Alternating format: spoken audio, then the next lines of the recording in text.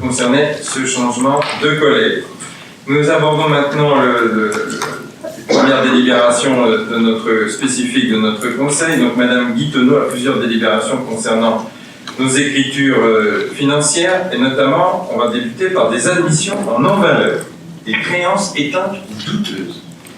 Voilà, donc comme chaque année, on a un état qui nous est fait par la trésorière pour certains nombres d'admissions en non-valeur.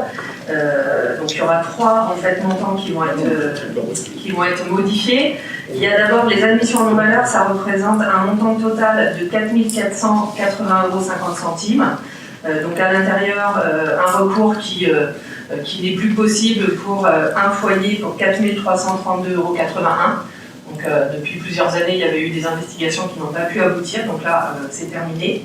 Et puis s'ajoute à ces admissions 147,69 €, qui là sont des tout petits montants pour 9 foyers en tout. Hein, le total des 147, c'est l'addition des dettes de ces 9 familles, qui finalement ont des montants individuels trop faibles pour qu'il y ait des recours qui soient engagés. La deuxième créance que l'on va éteindre, c'est un montant de 885,01 €. Là, il s'agit en fait d'une décision de la commission de surendettement qui, sur décision, peut éteindre totalement ou partiellement les dettes d'un foyer.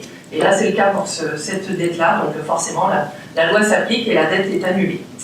Et enfin, le troisième montant que l'on va modifier ce soir, c'est tout simplement la provision que l'on avait faite en début d'année sur le budget, puisqu'on avait provisionné un montant au cas où il y avait évidemment des dettes à passer. Le montant il était de 9 027,31 € dans notre prévision budgétaire. Et donc comme on passe les différentes dettes sur ce montant de provision, on réactualise dans notre budget notre ligne de provision et on la passe donc à 4 432,71 €. Voilà.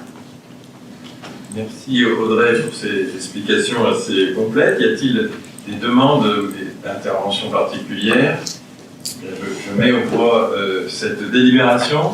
Qui s'abstient, qui vote contre, adopté à l'unanimité.